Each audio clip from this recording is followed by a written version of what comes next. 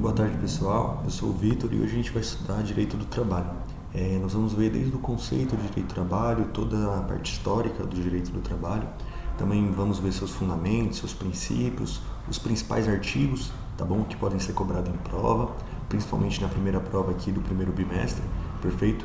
E também no final a gente vai estudar sobre a prescrição parcial, total e como é que a gente faz esse cálculo, como é que principalmente para os estudantes aqui da Faculdade de São Bernardo, como é que o professor Mauad ele exige que seja feito na prova, tá bom? Vale lembrar que essa prescrição, esse cálculo que é usado, pode ser usado para o estágio, para o trabalho, para as provas, para a OB, então é muito importante saber basicamente como é que faz certinho, tá bom? Mas vamos começar. O direito do trabalho ele surgiu aonde? O direito do trabalho ele tem um fundamento de forma embrionária lá antigamente. Lá perto do Código de Hammurabi já existia, querendo ou não, algumas coisas do direito do trabalho, mas ainda era muito primário, muito primitivo que eles chamam, certo? Então a gente vai dizer que o direito do trabalho surgiu de fato, consolidado, positivado, como a gente vê um pouquinho parecido com hoje a partir ali da Revolução Industrial. Mas antes de fato de entrar na história, vamos entender o que é trabalho. Trabalho, ele diz que é o esforço humano voltado para a produção de bens e serviços. Então a gente vai dizer que é toda atividade econômica, perfeito? Então o trabalho, o direito do trabalho é toda atividade econômica. Então vai ter os bens e serviços, mas também vai ter outras coisas que pode gerar esse trabalho. Por exemplo, alguma coisa que você faz com uma finalidade de remuneração, tá bom? O que não é trabalho? Então eu trouxe aqui 3 coisas que não são consideradas trabalho que muita gente confunde. Atividades lúdicas, então jogos, esporte, lazer, e vale lembrar, quando não é remunerado. Se é remunerado, se não é lúdico, aí sim entra como trabalho, perfeito? Arte sem caráter profissional e quando há remuneração passa a ser trabalho, ok? Direito do trabalho, então, eu trouxe aqui uma definição do que a gente acabou de falar de Almario Mascaro, que é um pensador, um doutrinador aqui que o professor trouxe em aula, trouxe nos slides, então é bom a gente aqui contextualizar, tá bom? Direito do trabalho é o ramo do direito que regula as relações de trabalho subordinado, especialmente o contrato de emprego, estabelecendo normas de proteção ao trabalhador e organização em relação entre o empregado e o empregador. E é interessante nesse conceito aqui, porque ele traz aqui, que o direito do trabalho, de forma bem genérica, vai estabelecer normas de proteção ao trabalhador. O Mauad ele sempre diz isso, a finalidade do direito do trabalho é proteger o trabalhador. Mas é só proteger o trabalhador? Eu e outros pensadores, no caso eu vi os outros pensadores e concordei, aponta que, claro, o primeiro aspecto do direito do trabalho é sim a proteção do trabalhador, mas há um segundo aspecto que é para organizar as relações de empregado e empregador, não necessariamente protegendo o trabalhador, mas sim regulando, transformando tudo de uma forma organizada, tá bom? E aqui a gente vai ter elementos do direito do trabalho. O direito do trabalho, assim como outros direitos, vão ter leis, as normas, vão ter princípios, instituições, que aí vão ser entre as públicas e as privadas. Então tem, por exemplo, o próprio Ministério do Trabalho e de as privadas. Tem o sindicato, que é aquele responsável por criar, por exemplo, consolidações, perfeito? Institutos, então a gente vai ver lá as figuras jurídicas específicas, como 13º, férias, salário mínimo, é tudo que é criado a partir desses outros. Jurisprudência, que são as decisões reiteradas do judiciário, que são, querendo ou não, elementos fundamentais para o direito do trabalho. Quem faz estágio sabe disso, tá bom? A doutrina, que é um entendimento de jurista, seja por livros, pesquisas, qualquer coisa, certo? E os fatos sociais. Então são fatos que estão acontecendo na realidade, que são importantes para essa composição do direito ao trabalho, e eu citei aqui a uberização, que a gente vai ver mais a fundo à frente, tá bom? Aí sobre ainda a finalidade de trabalho, que a gente falou agora há pouco, eu trouxe também Maurício Godinho, que é um pensador que o professor também trouxe em aula, que ele diz que o direito do trabalho tem como função central o equilíbrio compensatório, reduzindo a desigualdade estrutural entre empregado e empregador, promover a dignidade do trabalho. Então é justamente o que eu tinha falado há pouco. Claro, se você vai buscar o equilíbrio compensatório, claramente o empregado é que vai ser o mais ajudado, porque o empregado, querendo ou não, ele, quando é contratado, ele está refém do seu patrão. Se ele está sendo contratado, ele está trabalhando para ganhar dinheiro para se sustentar. Então, automaticamente, ele vai ser a pessoa mais, posso dizer, frágil da relação. Mas, de forma geral, assim, a gente vai dizer que o direito do trabalho é para trazer esse equilíbrio, tá bom? Não necessariamente a proteção, embora toda a interpretação, tudo venha em proteger o empregado, perfeito? Sobre o objeto do direito do trabalho, a gente já falou dos institutos, aí eu trouxe alguns aqui escritos para quem quer ver, e aí a gente traz aqui sobre um contexto atual do direito do trabalho, como é que está hoje em dia. Bom, o direito do trabalho ele tem várias polêmicas, várias coisas que estão atuais, estão, querendo ou não, chamando a atenção, e uma delas é a questão da informalidade. Muitos são os trabalhadores que não são registrados, são muitos os trabalhadores, por exemplo, autônomos, igual os vendedores ambulantes, muitos são esses. E qual é o problema disso? O problema é que inúmeros direitos eles não vão ter. Por exemplo, o direito a férias, caso aconteça algum acidente, eles não vão poder ser afastados, perfeito? Eles não vão poder ter a aposentadoria deles, ou vai ter, mas só que vai demorar muito para eles poderem receber. Então são vários direitos que são afastados desses vendedores, desses trabalhadores que não são empregados, perfeito?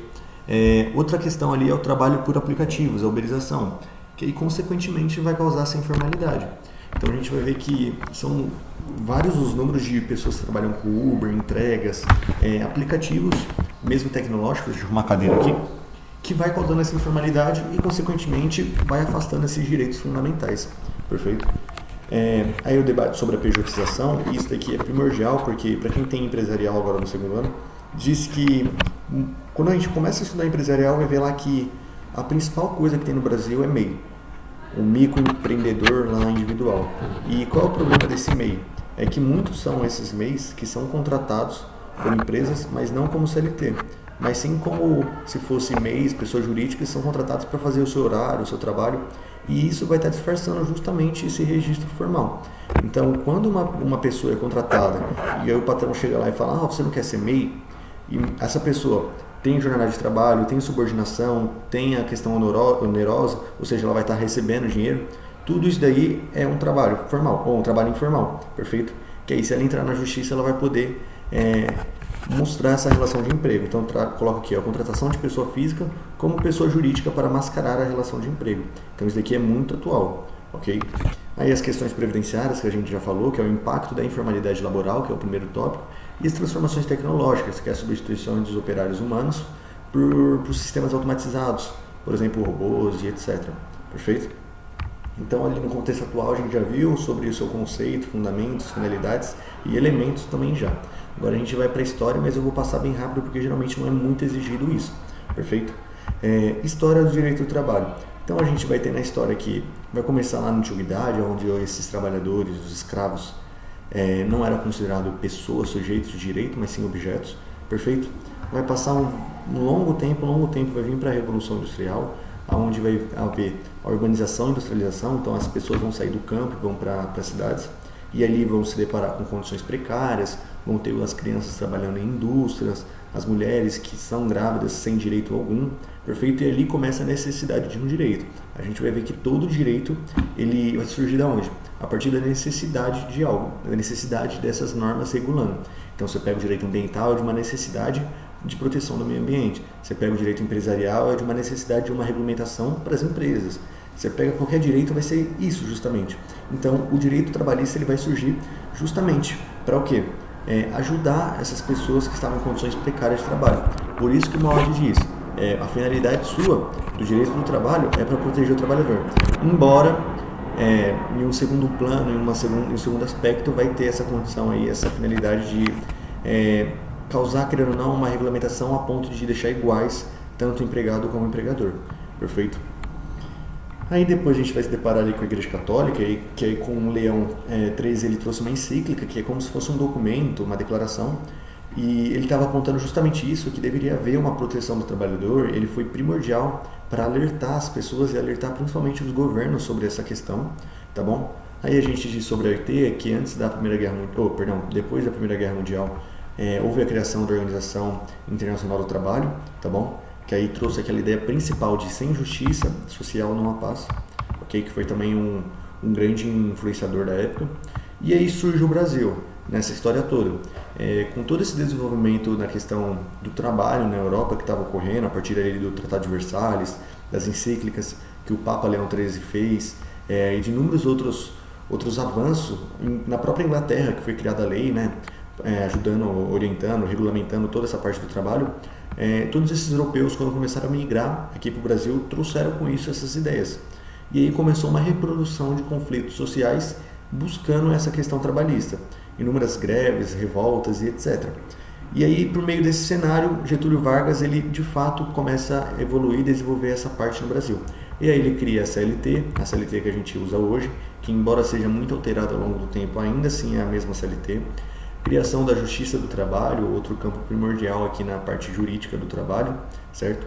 A instituição do salário mínimo, que é um dos institutos que a gente viu agora há pouco, perfeito? E a criação do CLT de novo, deixa eu apagar aqui. Mas, em geral, é isso daí, perfeito? E aí ele foi criado essa CLT, inspirada ali na Carta de Lavoro, de Mussolini, na Itália, perfeito? E teve esse modelo corporativista. A gente vai ver aqui mais para frente, ó, deixa eu ver se está aqui perto, que existem vários sistemas ideológicos e o corporativista é aquele que controla o controle estatal dos sindicatos. Então a gente vai ver que há uma grande influência nessa CLT que foi criada no Brasil do Estado dentro de todo o campo do trabalho. Claro, não tão forte assim a ponto de se tornar um socialismo, mas há esse modelo corporativista que a gente vai ver mais à frente, tá bom? E esse modelo corporativista de forte influência do Estado dentro desse campo começou a ser afastado a partir das outras constituições, por exemplo, de 46 e de 88, perfeito?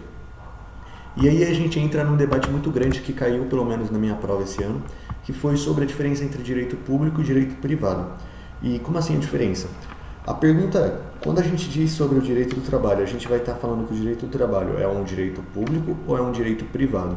Ou seja, tem um predomínio, ele faz parte desse campo público ou privado?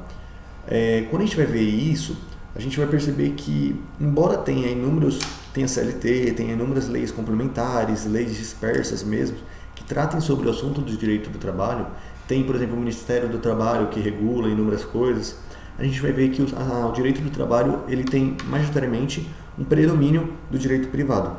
Ou seja, o direito privado é a grande maior parte do direito do trabalho, com grandes influências do público, mas ainda assim sendo privado a maior parte. Muita gente diz que é um misto, mas não pode dizer apenas que é um direito misto, e sim, que é um direito privado com influências fortes do direito público. Então, o que isso quer dizer? Você vai pegar lá, por exemplo, o direito em geral do trabalho, vamos ver que tem maior parte de contratos particulares que são feitos, acordos. Então, a CLT mesmo, ela abre para a possibilidade de ocorrer isso, de os particulares poderem resolver seus problemas, poder fazer acordos, etc. Mas, ainda assim, dentro do direito público. O próprio artigo 9º, se eu não me engano, diz sobre isso, que tudo não pode ter o intuito de... deixa eu até pegar aqui para não falar besteira. Artigo 9º. Serão nulos de pleno direito os atos praticados com o objetivo de desvirtuar, impedir ou fraudar a aplicação dos preceitos. Então, tudo que for contra a própria Constituição não vai ser considerado, vai ser considerado nulo. Mas, e o que está falando isso? Qual é a segunda parte disso aí? Que tudo que não fale contra é permitido. Então a gente vai ver que é uma grande gama de possibilidades que pode haver do direito privado. Perfeito? A gente já viu ali sobre a visão atual do direito do trabalho, sobre as fontes a gente também já viu, os princípios eu vou tratar no final, tá bom? Que aí eu vou trazer os principais princípios, como é redundante, mas eu vou trazer os princípios importantes para a prova, no final ali junto com os artigos, e aí a gente vê o sistema jurídico rapidinho, que é muito simples, que existe o monismo e o pluralismo. O monismo é aquele onde a única fonte de direito, a única fonte normativa vai ser o Estado, tá bom? E o pluralismo, que é o que a gente usa hoje no Brasil, diz que tem os estados, os sindicatos, os costumes, os acordos coletivos, os acordos individuais mesmo que são feitos entre os empregados e os empregadores. Então a gente vai ver que não é apenas o Estado, igual eu disse, aquela visão corporativista pelo qual o Estado tinha domínio dos próprios sindicatos, que são os representantes dos trabalhadores, foi afastada, perfeito? E aí atualmente é essa questão da independência desses entes primordiais para o direito do trabalho. E aí a gente entra rapidamente sobre os sistemas ideológicos do direito do trabalho, que é o liberalista, onde vê a mínima intervenção do Estado. Então os neoliberais são aqueles que dizem o quê? Não, o Estado não pode nem chegar perto do direito do trabalho. O Estado não deveria intervir nada, porque corre o quê? O que eles falam? Tem aquela mão invisível que controla de forma automática, natural, tudo. Então eles têm essa visão da mínima intervenção do Estado. O socialismo, que diz que o controle estatal não é apenas das normas, não, vai controlar a norma, mas deve intervir também no meio da produção. Então ele que vai controlar as empresas, o empregador ali vai ser o Estado, perfeito? O Estado que vai dispor de tudo, vai organizar tudo. E o corporativismo, que é aquele italiano, perfeito, principalmente por Mussolini, que diz que o Estado ele deve, claro, não interferir de forma total igual ao socialismo, mas também não deve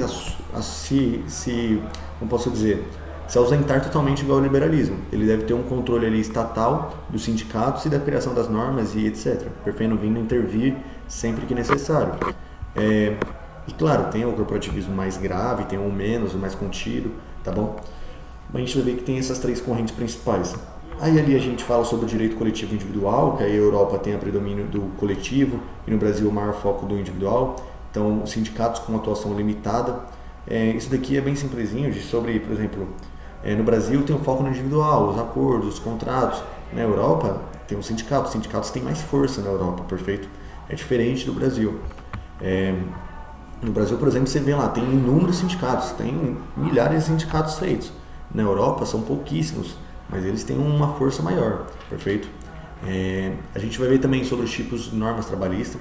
Então isso daqui é um pouquinho parecido ali com o constitucional, quando a gente está estudando, que fala lá, tem as normas constitucionais como mais forte, depois vem as outras como leis ordinárias, especiais, normas dispositivas e proibitivas, normas de dissídio coletivo, por exemplo, o CCT, perfeito? A solução de conflito eu vou pular, porque isso daqui a gente tem em processo animal, é cobrado isso daqui na prova de trabalho, mas só para saber, para se solucionar um conflito trabalhista, como é que vai se dar? Vai se dar pela autocomposição, então é a forma mais tranquila de se resolver, onde há um acordo, certo? Onde há uma conversa entre os polos que estão nesse conflito. Tem a questão da mediação, onde haverá um mediador, certo? Uma pessoa externa resolvendo. E a direto-composição, que aí se destrava em vários, perfeito? Por exemplo, litígio, no próprio processo e etc. Ok? Relação com outros ramos do direito. Então a gente vai ver que o direito do trabalho tem uma ligação direta com vários outros ramos, várias outras raízes do direito. Então, por exemplo, o direito constitucional. Então, na própria Constituição Federal, ele está falando lá sobre o direito dos trabalhadores, a partir de emendas e etc. Tem o direito civil. Então, a própria questão da obrigatoriedade de pagar um salário vem do direito civil, do direito das obrigações, perfeito? O direito penal também, a gente vai ver ali que se você não cumpre algo, você vai ter que pagar uma multa, você vai ter que cumprir talvez pena, certo? Então, o direito penal ele também é primordial para essa área.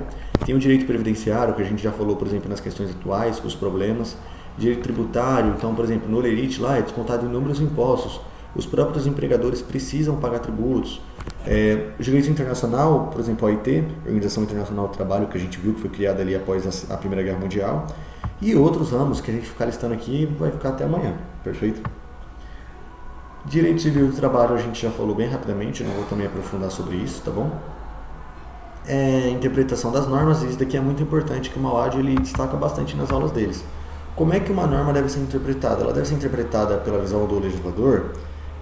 Se uma norma, por exemplo, está dando algum problema, alguma contradição, ou alguma lacuna, ela precisa ser interpretada de acordo com o momento que estamos vivendo, ela deve ser por analogia. No direito do trabalho, a gente vai ver que a norma ela deve ser interpretada através da realidade social e da finalidade do direito. Se a gente subir até aqui o comecinho aqui, a gente vai falar o quê? O direito do trabalho, cadê?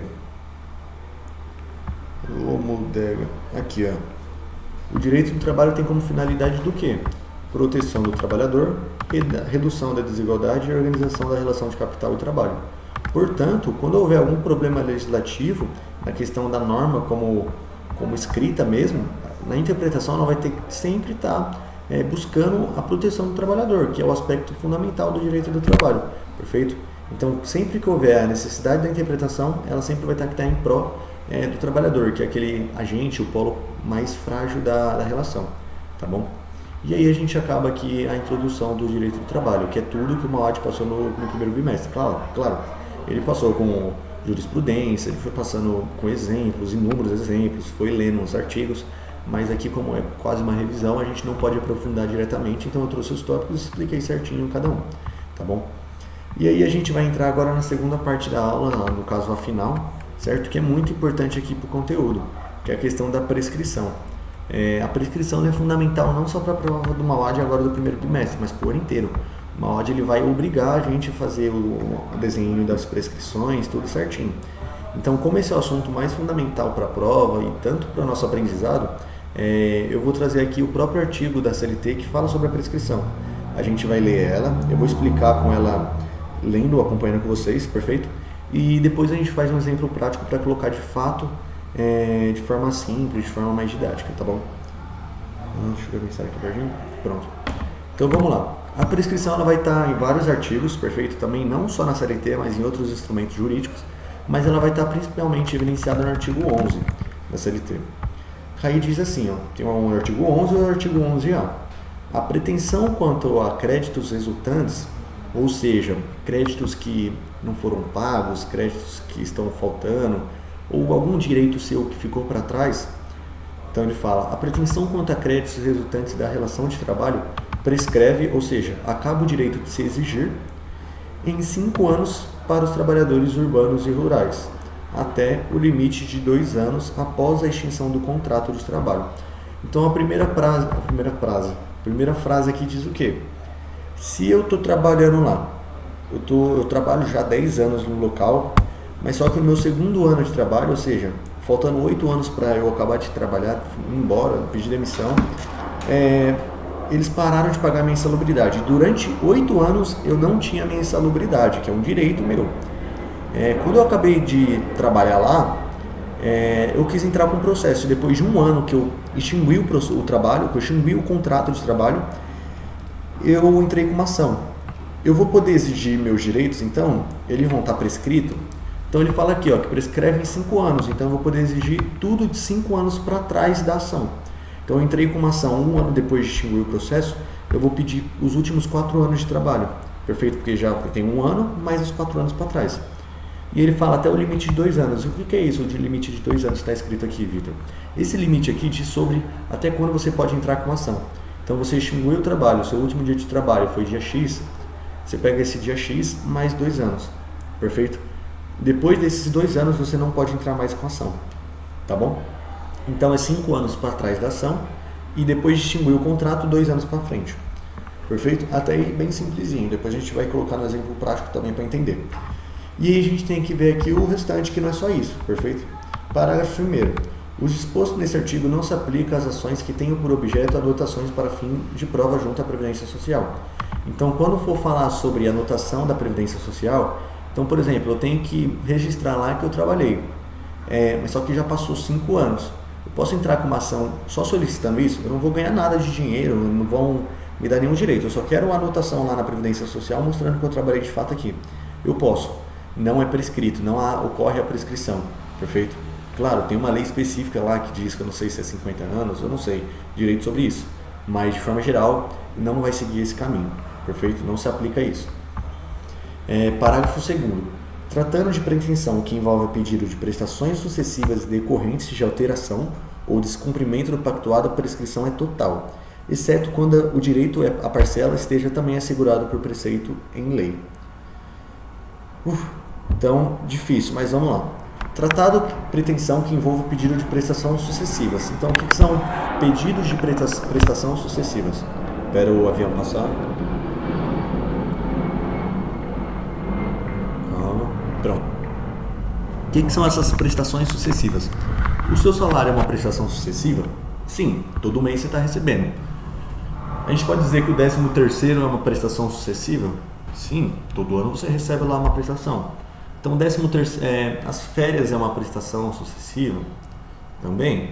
Então, a gente vai dizer que toda prestação sucessiva, ou seja, que tenha de forma reiterada esse pagamento, essa exposição para o trabalhador, diz aqui, sucessivas, a prescrição é total. Ou seja, se ela prescreveu, mesmo que, vai ficar muito confuso, mas a prescrição é total, lembre disso. Depois no exemplo prático a gente vai entender certinho. Agora, se essa prescrição, se essa prestação, ou seja, se esse direito que não foi pago, não foi disposto, estiver prescrito em lei, ou seja, estiver em preceito de lei, ele é considerado parcial, perfeito? Que aí não está escrito isso parcial, mas está falando exceto. Então, exceto quando o direito à parcela esteja também assegurado em preceito de lei. Mas, Vitor, eu não entendi nada. Vamos pegar o exemplo prático que vocês vão entender, perfeito?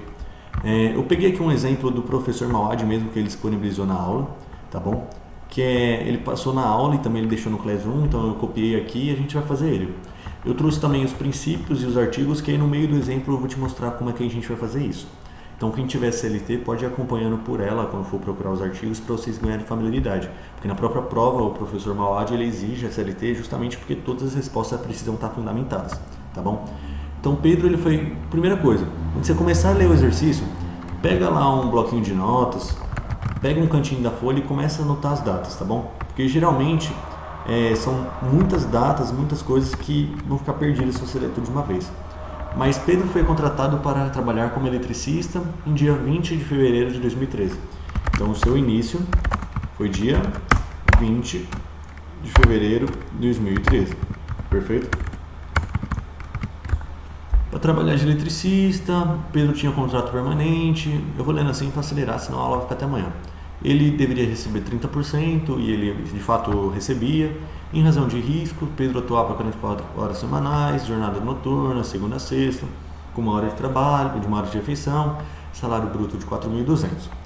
Recebeu adicional de periculosidade nos primeiros anos de trabalho na empresa, mas em 1 de fevereiro de 2017 foi suprimido pelo empregador, alegando crise da empresa. Então, no dia fim da periculosidade. Então, no dia 01/02 de 2017, houve o quê? Houve foi suprimido pelo empregador o direito da periculosidade, alegando crise. Mesmo que esteja alegando crise, isso é um dever, certo? Não tem essa, estou em crise, então eu não vou pagar. Não, tem que ser pago. É direito do trabalhador ganhar periculosidade. Mas vamos continuar. Além disso, Pedro recebia uma gratificação contratual de função de 15%, que a empresa, por liberdade, pagava a todos os eletricistas a manter qualificados em seu quadro, mas em 30 de outubro de 2021, a empresa decidiu unilateralmente, ou seja, a empresa só, não foi um acordo, retirar também o pagamento dessa vantagem extra. Então a gente coloca lá, fim da gratificação. Dia 30 de outubro. Eita. De que ano? 2021. Toma cuidado para não errar as datas, pessoal, que se errar, estamos lascados. Ó, já ia errar aqui, ó, tá setembro, outubro, perfeito? Do contrário, teria que dispensar 10% do pessoal ao chão de fábrica. Aí, este fato gerou revolta para o trabalhador. Em 2025 ele foi dispensado, o que levou ao seu aviso prévio indenizado, que terminou em 15 de maio do mesmo ano. Então ele parou de trabalhar, fim do contrato, e é bom não confundir isso, sempre tem essa pegadinha. Ele foi demitido dia 10 de maio de 2025, mas só que ele parou de trabalhar devido ao aviso prévio lá no dia 20 de maio de 2025. Eu vou usar o quê? O fim do contrato ali do trabalho, que foi o último dia que ele trabalhou, de fato, ou quando ele foi demitido, foi anunciada essa demissão. Você sempre vai usar o último dia de trabalho dele, perfeito? Que no caso é 15 de maio de 2025.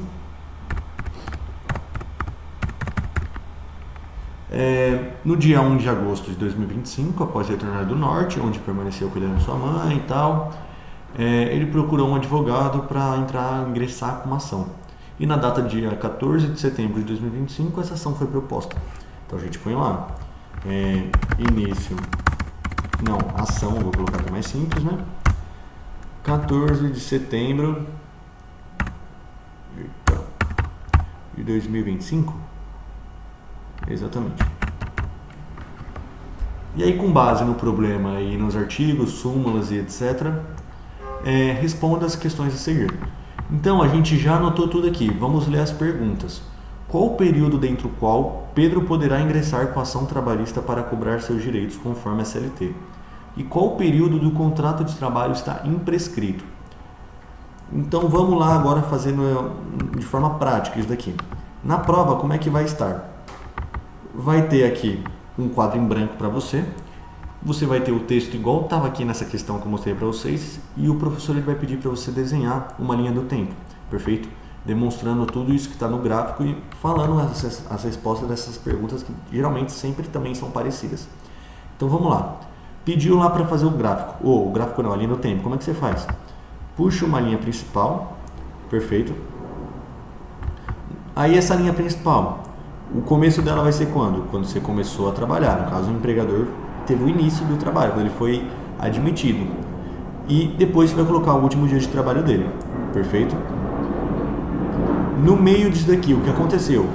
Houve o corte da periculosidade. Perfeito?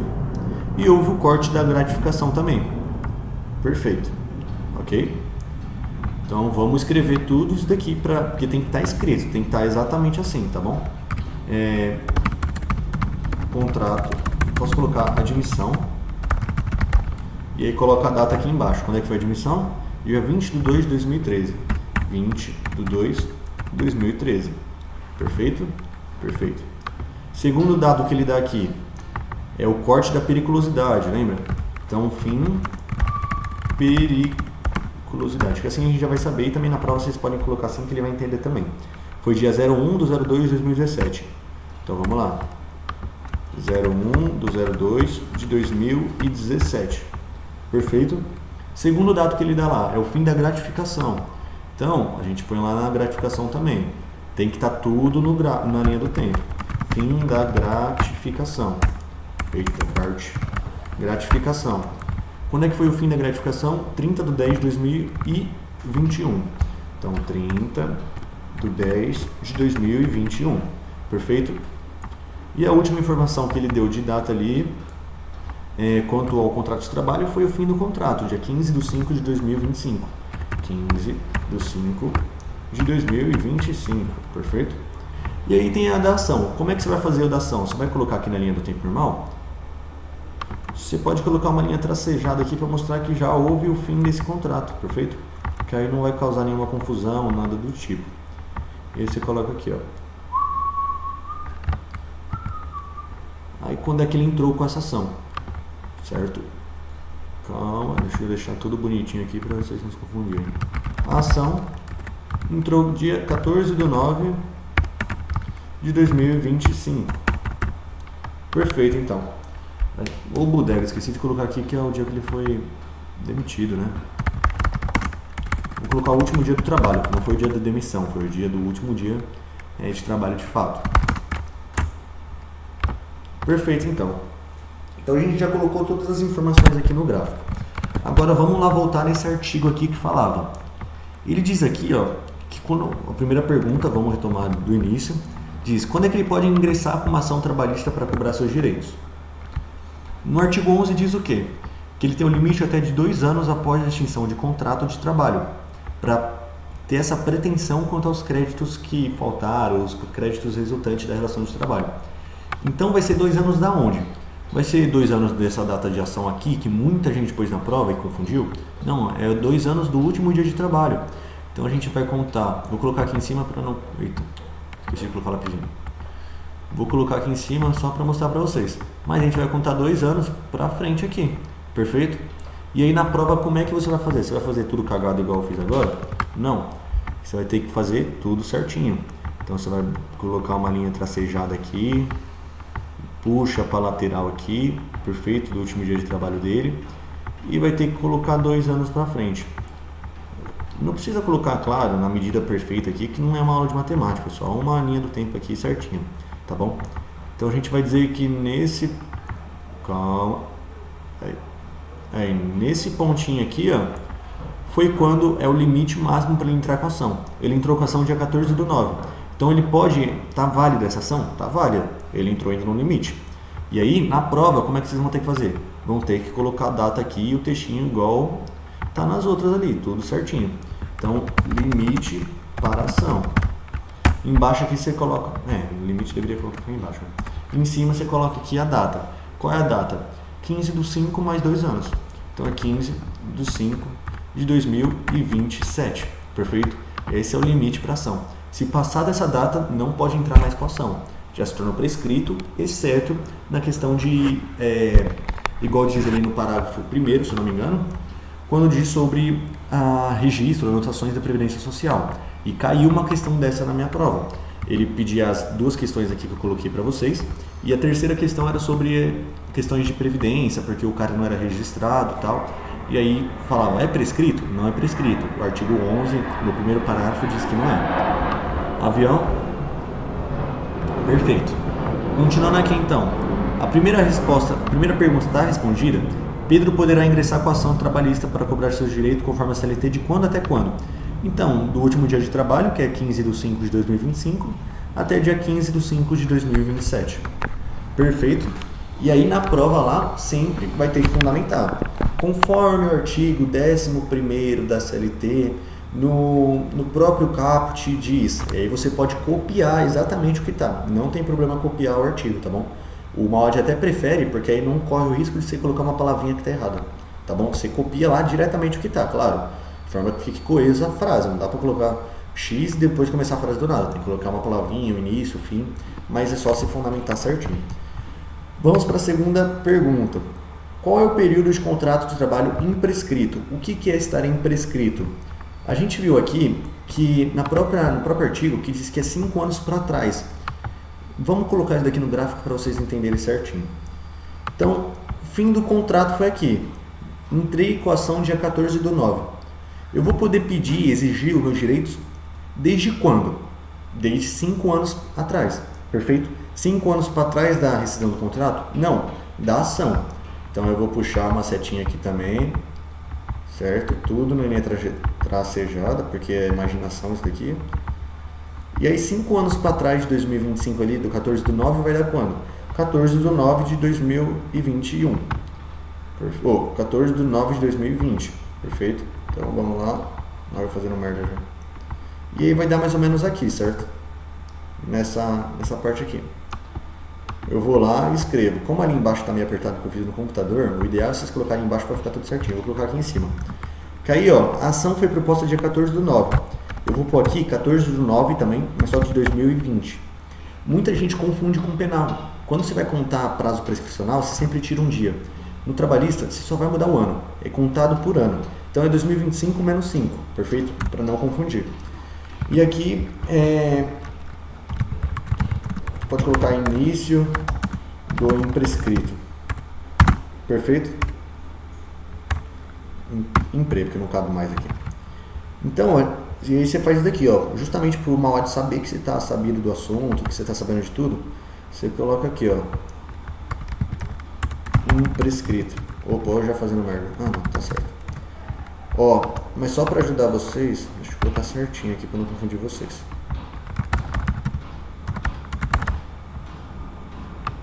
E aí o que muita gente também na prova vai errar. Certeza que todo ano acontece a mesma coisa. Nossa, ficou muito grande aqui, né? Calma. Calma.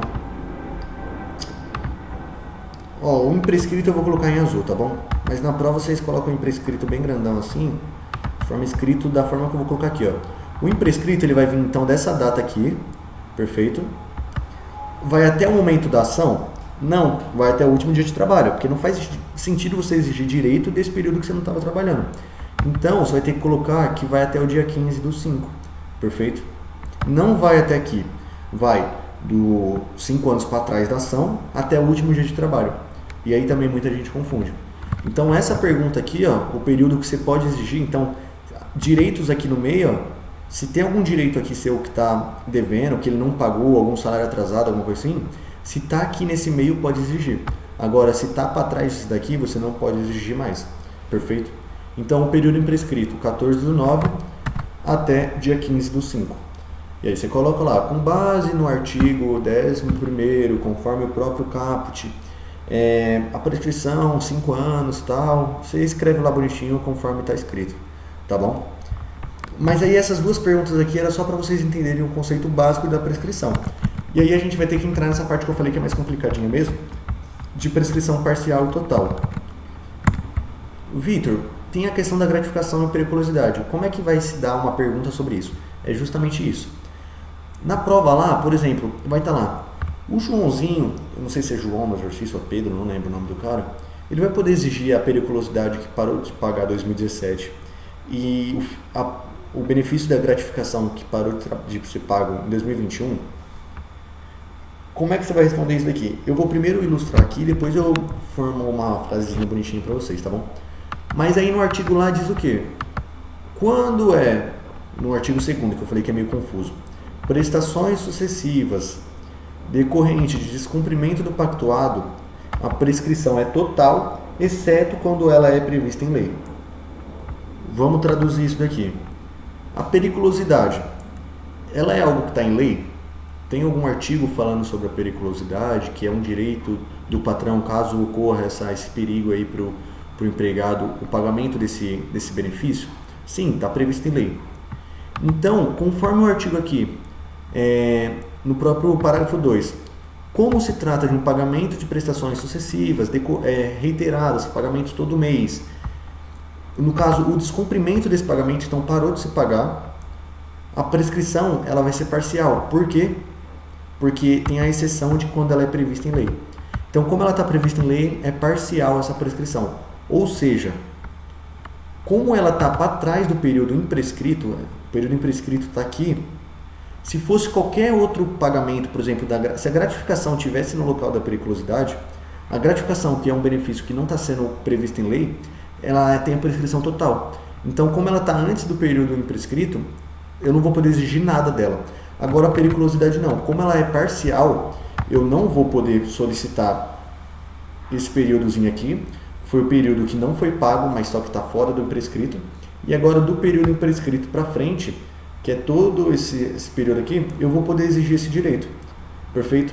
Então, eu vou poder exigir o direito da periculosidade proporcionalmente do dia 14/9/2020 até o dia 15/5, porque é um benefício, um direito parcial, tá bom?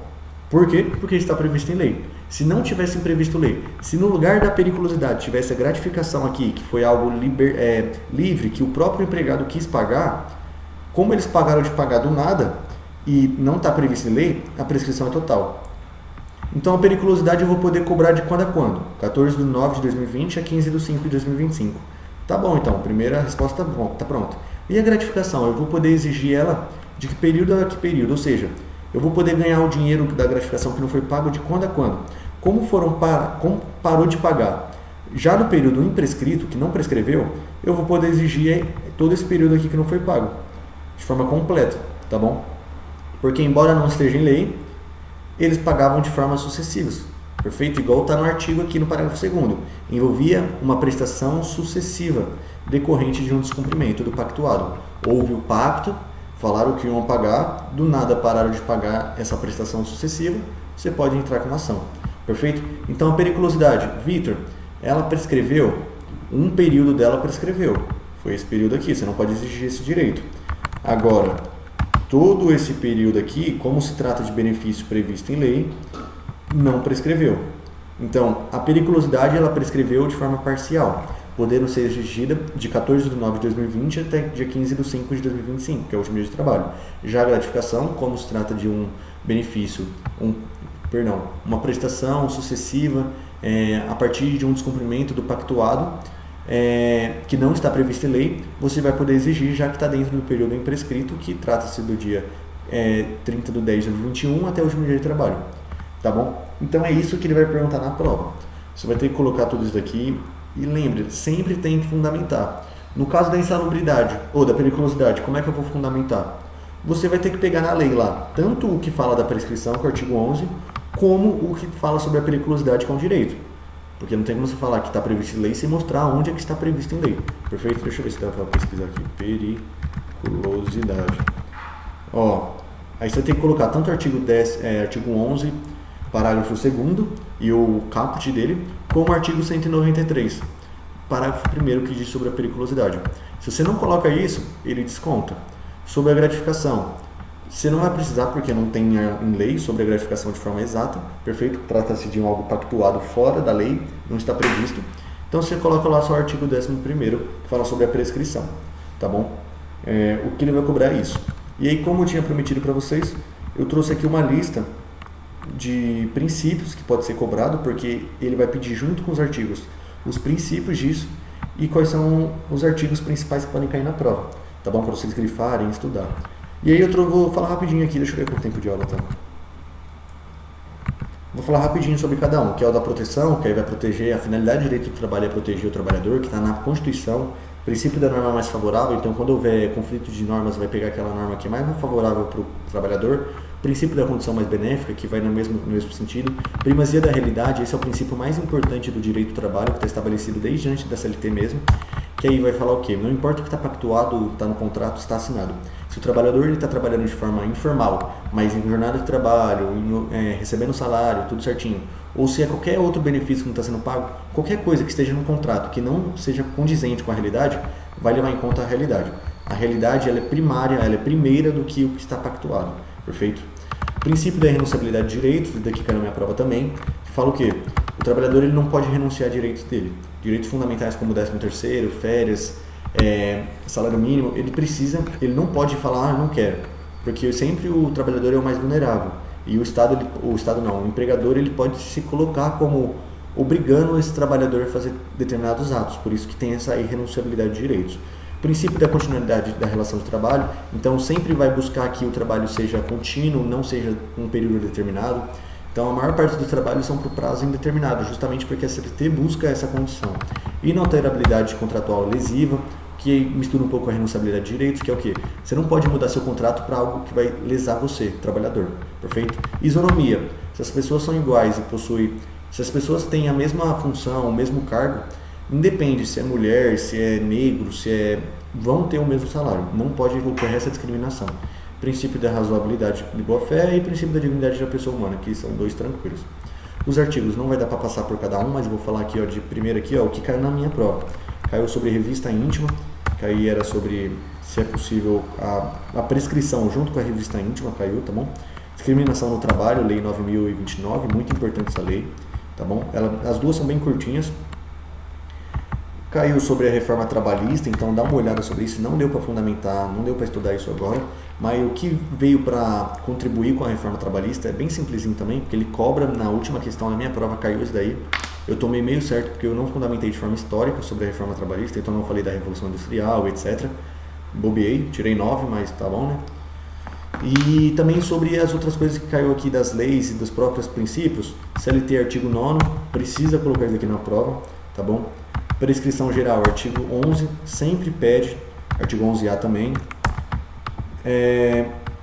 Interrupção de prescrição, eu não falei, mas talvez possa cair, que é, por exemplo, para as menores, que aí não conta a prescrição e outras formas de interrupção de prescrição. Dá uma olhada lá no artigo 11, o parágrafo 3º, perfeito? E acredito que seja, periculosidade, insalubridade, esses direitos são primordiais, assim, sempre cai também, perfeito? E de resto é só. Aqui, para quem quiser ver o exercício, os artigos, tira um print aí, ó. No caso, eu fui na prova com isso daqui e consegui tirar 9, como eu disse. Eu só não tirei 10 porque eu não fundamentei da forma correta. Eu esqueci de falar da parte histórica. Mas, se vocês souberem esses artigos aqui, esses princípios aqui, é 10 na prova tranquilo. Perfeito? Espero que vocês tenham gostado da aula. Eu tentei ser o mais rápido possível, já está com 48 minutos. Quem ficou com uma dúvida pode mandar no YouTube aqui. Quem me conhece na faculdade pode me procurar que eu vou ajudando também, tá bom? E espero que vocês consigam ir bem na prova. Perfeito? Muito obrigado e tchau, tchau.